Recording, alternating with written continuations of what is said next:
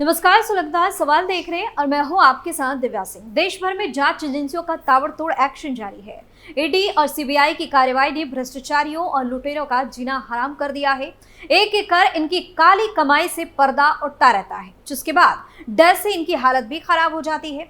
इतना ही नहीं, ये ईडी और सीबीआई के एक्शन पर सवाल भी उठाने लगते हैं। एक तरफ ईडी की रेड से कर्नाटक में बवाल मचा हुआ है, तो दूसरी तरफ सीबीआई की चार्जशीट ने सत्यपाल मलिक की हालत खराब कर दी है।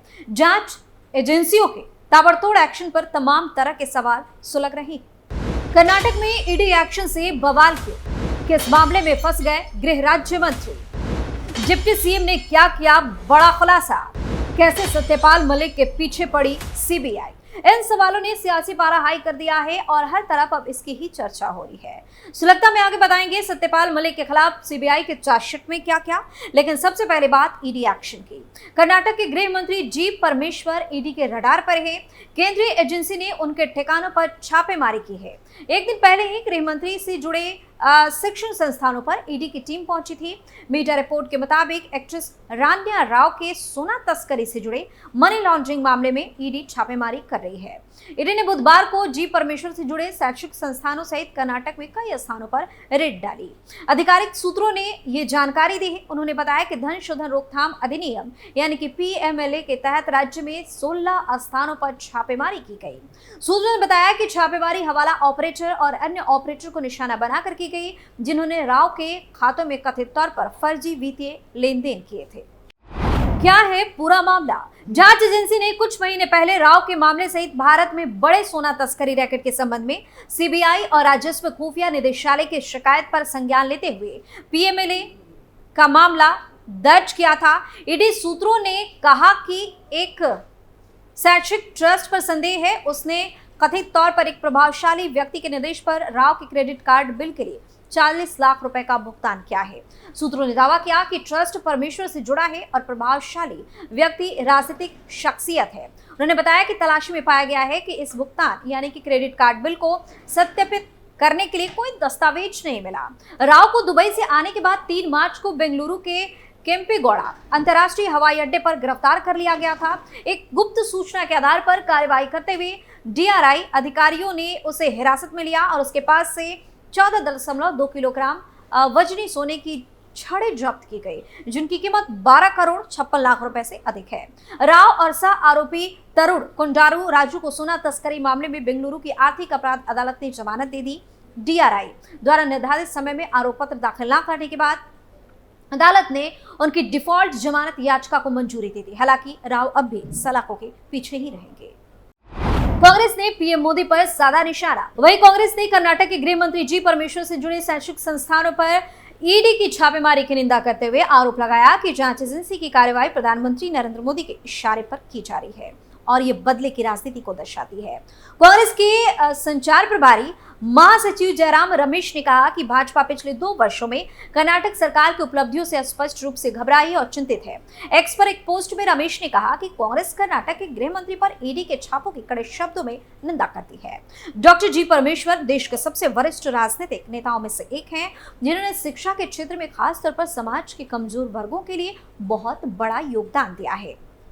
उन्होंने कहा कि प्रधानमंत्री के इशारे पर की गई ईडी की कार्रवाई उत्पीड़न, प्रतिशोध और धमकी की राजनीति को दर्शाती है, जिसकी वे खुद मास्टर है। उन्होंने कहा कि पिछले 2 वर्षों में कर्नाटक सरकार की उपलब्धियों से भाजपा स्पष्ट रूप से घबराई और पूरी तरह से चिंतित दिख रही है।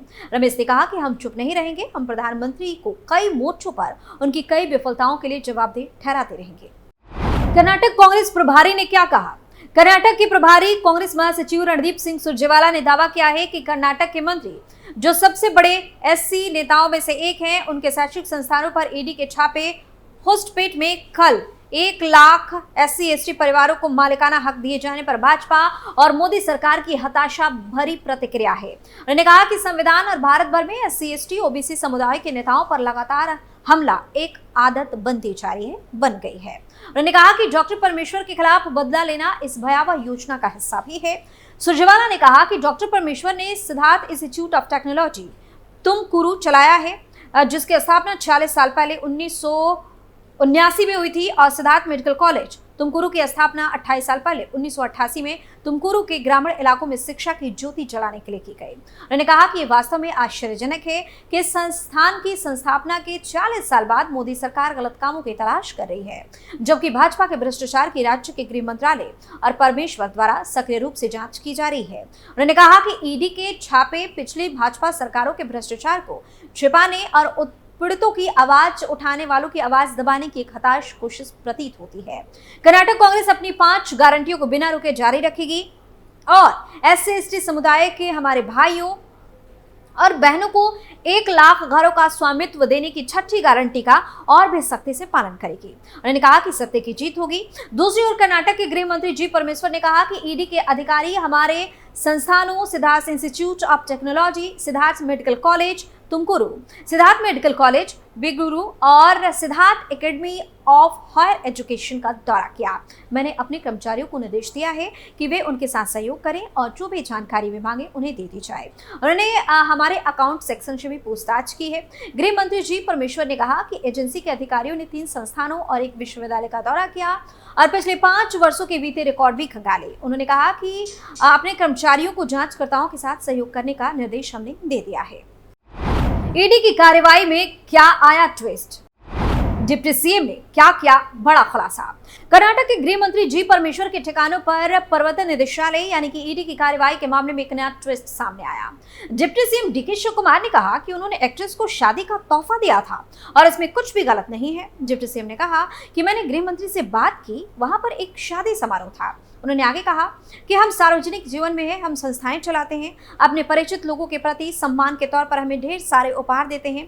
हम 1 रुपया, 10 रुपए, 10 लाख रुपए, 5 लाख रुपए देते हैं। मुझे लगता है कि उन्होंने भी कोई उपहार दिया होगा। यह एक विवाह था, इसमें कुछ भी गलत नहीं है। डिप्टी सीएम शिवकुमार ने परमेश्वर का बचाव करते हुए उन्हें स्वच्छ और ईमानदार व्यक्ति बताया और कहा कि वो एक कानून का पालन करने वाले नागरिक और बड़े नेता है। रान्या राव को लेकर क्या बोले deputy CM? Deputy CM DK Shivakumar ने एक्ट्रेस रान्या राव को लेकर कहा कि एक्ट्रेस पर जिस तरह की गतिविधियों का आरोप है उसका कोई भी नेता समर्थन नहीं करेगा। उसने जो भी गतिविधियां की है वो उसका निजी मामला है और कानून अपना काम करेगा। ईडी ने गृह मंत्री परमेश्वर से जुड़े कई शैक्षिक संस्थानों में छापेमारी की जो सोना तस्करी और मनी लॉन्ड्रिंग मामले से संबंधित है। ये मामला रान्या राव और अन्य के खिलाफ चल रही जांच से जुड़ा है, जिन्हें 3 मार्च को बेंगलुरु हवाई अड्डे पर करोड़ों रुपए के सोने की तस्करी के आरोप में गिरफ्तार किया गया था। सत्यपाल मलिक पर सीबीआई एक्शन क्यों? जम्मू कश्मीर के पूर्व राज्यपाल सत्यपाल मलिक तबियत बिगड़ने के बाद अस्पताल में भर्ती हुए हैं। उन्होंने अपने एक पोस्ट में अस्पताल के बेड से फोटो शेयर करते हुए जानकारी साझा की। ऐसे कुछ देर पहले केंद्रीय जांच एजेंसी यानी कि सीबीआई ने सत्यपाल मलिक और 5 अन्य के खिलाफ आरोप पत्र दायर किया है। सीबीआई ने कीरू पनबिजली परियोजना से जुड़े भ्रष्टाचार मामले में ये बड़ी कार्रवाई की है। सत्यपाल मलिक की तबियत बिगड़ने का जानकारी देते हुए एक्स पर लिखा कि नमस्कार साथियों, मेरे बहुत से शुभचिंतकों को फोन आ रहे हैं जिन्हें उठाने में मैं असमर्थ हूं। अभी मेरी हालत बहुत खराब है। मैं फिलहाल राम मनोहर लोहिया अस्पताल दिल्ली में भर्ती हूं और किसी से भी बात करने की हालत में नहीं हूं। सत्यपाल मलिक अगस्त 2018 से अक्टूबर 2019 तक जम्मू कश्मीर के राज्यपाल के पद पर नियुक्त थे। सीबीआई ने दाखिल की चार्जशीट। सत्यपाल मलिक ने खुद दावा किया था कि कीरू हाइड्रो प्रोजेक्ट की मंजूरी के लिए उसके पास 2 फाइलें आई थी। साथ ही इसको मंजूरी देने के लिए 300 करोड़ रुपए की रिश्वत की पेशकश भी की गई थी। इस खुलासे के बाद सीबीआई ने साल 2022 में इस मामले की जांच बाकायदा शुरू कर दी। हालांकि पिछले साल एजेंसी द्वारा तलाशी अभियान चलाए जाने के बाद मलिक ने भ्रष्टाचार के आरोपों से साफ तौर पर इनकार कर दिया। सीबीआई ने कीरू हाइड्रो प्रोजेक्ट में 2200 करोड़ रुपए के सिविल कार्यों के ठेके में कथित भ्रष्टाचार को लेकर आरोप पत्र दायर किया। सीबीआई के चार्जशीट में सत्यपाल मलिक और 5 अन्य को आरोपी बनाया गया।